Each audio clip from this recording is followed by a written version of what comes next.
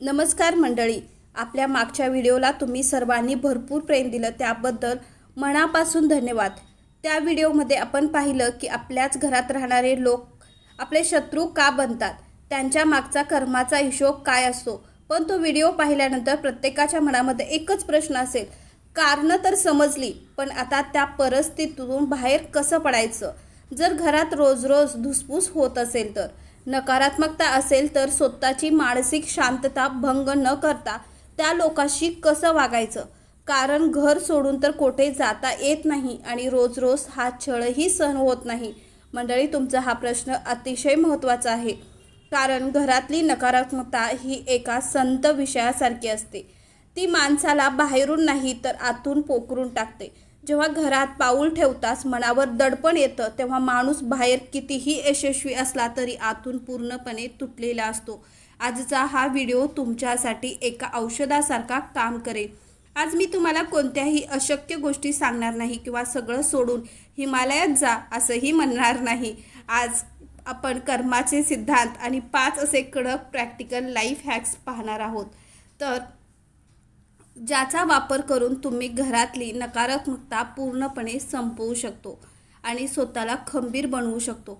हा व्हिडिओ शांतपणे एकांतात बसा आणि एक एक शब्द मनात उतरवून घ्या।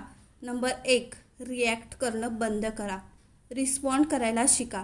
नंबर 1, सगळ्यात आधी आपल्या स्वभावाचा एक मोठा बदल करायचा आहे, तो म्हणजे रिॲक्ट करणं बंद करायचं। बघा, घरातल्या नकारात्मक माणसाचा सर्वात मोठं हत्यार काय असतं माहिती आहे का? ते तुम्हाला चिडवण्याचा प्रयत्न करतात, टोमणे मारतात, जुन्या गोष्टी काढून तुमचा अपमान करतात। का करतात? कारण त्यांना तुमच्या चेहऱ्यावर तो राग आणि ती चडफड आणि दुःख पाहायचं असतं। तुमच्या रागातून त्यांना त्यांची ऊर्जा मिळते। जेव्हा तुम्ही त्यांच्या टोमण्याला लगेच उत्तर देता, ओरडता किंवा भांडता, तेव्हा तुम्ही नकळत त्यांच्या जाळ्यात अडकता आणि तेथूनच धुसफूस सुरू होते। कर्माचा नियम सांगतो, कोणी टाकलेली अशुद्ध ऊर्जा जोपर्यंत तुम्ही स्वीकारत नाही तोपर्यंत ती त्यालाच छळते। पुढच्या वेळी घरात कोणी टोमणं मारला किंवा वाद घालण्याचा प्रयत्न केला तर मनातल्या मनात फक्त 2 सेकंद थांबा। स्वतःला सांगा, हा समोरचा माणूस मला चिडवण्याचा खेळ खेळतोय आणि मला यात हारायचं नाही। एकदम शांत राहा, चेहऱ्यावर एक छोटं हसू ठेवा आणि तेथून निघून जा किंवा ज्या गोष्टीकडे पूर्णपणे दुर्लक्ष करा। जेव्हा समोरच्याला समजेल की तुमच्यावर त्यांच्या बोलण्याचा काहीच फरक पडत नाही, तेव्हा त्यांचा तो खेळ तेथे संपून जाईल। तुमची शांतता हाच खोट्या लोकांवरचा सर्वात मोठा चाबूक आहे। नंबर 2, नात्यात भावनिक अंतर म्हणजेच इमोशनल डिस्टन्स ठेवा। एकाच घरात राहताना शारीरिकदृष्ट्या लांब जाणं कदाचित शक्य नसेल, पण मनातून लांब जाणे तुमच्या हातात आहे। आपण काय करतो, घरातल्या ज्या माणसाशी आपले पटत नाही 24 तास आपल्या डोक्यात त्याच माणसाचा विचार सुरू असतो। त्याने मला असं म्हटलं, ती माझ्याशी अशी का वागली, या विचाराने तुम्ही तुमची स्वतःची ऊर्जा वाया घालवता। आजपासून एक नियम करा, घरातल्या त्या नकारात्मक माणसाला फक्त एक पात्र म्हणून बघा। जसं आपण नाटकात किंवा सिनेमात एखादा व्हिलन पाहतो, त्याची कर्तव्ये, त्यांचं जेवण खाणं जे काही असेल ते वेळेवर करा, पण त्यांच्याशी आजही गप्प मारणे, स्वतःची मनातील गोष्टी शेअर करणे किंवा त्यांच्याकडून प्रेमाची अपेक्षा ठेवणे पूर्णपणे बंद करा। जेव्हा अपेक्षा शून्य होतात तेव्हा दुःखही शून्य होतं। कर्माच्या भाषेत याला अलिप्त कर्म। तुमचं कर्तव्य पूर्ण करा, पण तुमचं मन त्या व्यक्तीमध्ये अडकून ठेवू नका। नंबर 3, घरातील ऊर्जा बदलण्यासाठी काही प्रॅक्टिकल गोष्टी करा। बघा, जेथे रोज भांडणे होतात तेथे घरातल्या भिंतीमध्ये आणि वातावरण अनामिक भीती आणि नकारात्मकता साठून राहते। ती नकारात्मकता घालवण्यासाठी घरामध्ये दररोज सकाळ किंवा संध्याकाळ शांत सकारात्मक मंत्र किंवा बासरीचे संगीत किमान ते 20 ते 30 मिनिटे मोठ्या आवाजात लावा। आवाजाच्या लहरीमध्ये खूप मोठी ताकद असते। त्यासोबत आठवड्यातून एकदा किंवा 2दा घरात लादी पुसताना त्या पाण्यात थोडे मीठ टाका। खडे मीठ हे नकारात्मक ऊर्जा शोषून घेण्यासाठी अत्यंत प्रभावी मानले जाते। घरात सूर्यप्रकाश आणि ताजी हवा येऊ द्या। कोंदट आणि अंधाऱ्या खोलीत नकारात्मक विचार जास्त येतात। जेव्हा घराचं वातावरण प्रसन्न होईल तेव्हा घरातल्या माणसाच्या डोक्यातून चिडचिड ही हळूहळू कमी व्हायला लागेल। हा निसर्गाचा नियम आहे, जशी आजूबाजूची ऊर्जा असते तसंच आपलं मन बनतं। नंबर 4, हा एक अत्यंत महत्त्वाचा प्रॅक्टिकल लाईफ हॅक्स आहे। जेव्हा तुम्हाला जाणवेल की घरात वाद खूप वाढतोय, समोरचा माणूस ऐकण्याच्या मनस्थितीचा नाही. आता भांडणं विकोपाला जाणार आहेत.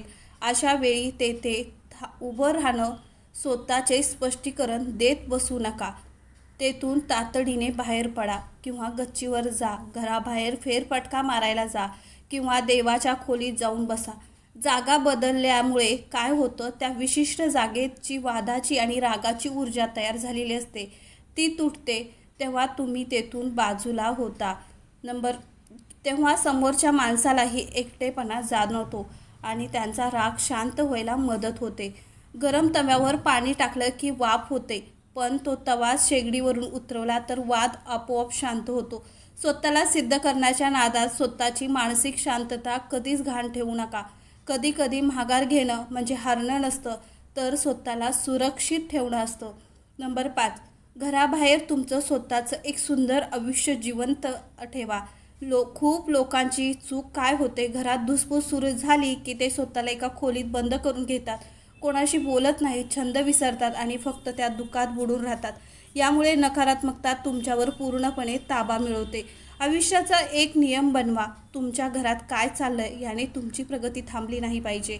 घराबाहेर तुमचे चांगले मित्र बनवा, ज्यांच्याशी बोलून तुम्हाला आनंद मिळतो. रोज सकाळी व्यायाम करा, वाचन करा किंवा तुम्हाला जी कला आवडते, जसे गाणे, फिरणे किंवा व्हिडिओ बनवणे, त्यात स्वतःला व्यस्त ठेवा. जेव्हा तुमचं मन इतर चांगल्या गोष्टींमध्ये गुंतलेलं असतं, तेव्हा घरातल्या फालतू गोष्टीकडे लक्ष द्यायला तुमच्याकडे वेळच उरत नाही. तुमची प्रगती आणि तुमचा आनंद पाहूनच घरातल्या नकारात्मक लोकांची ताकद सर्वात जास्त कमी होते.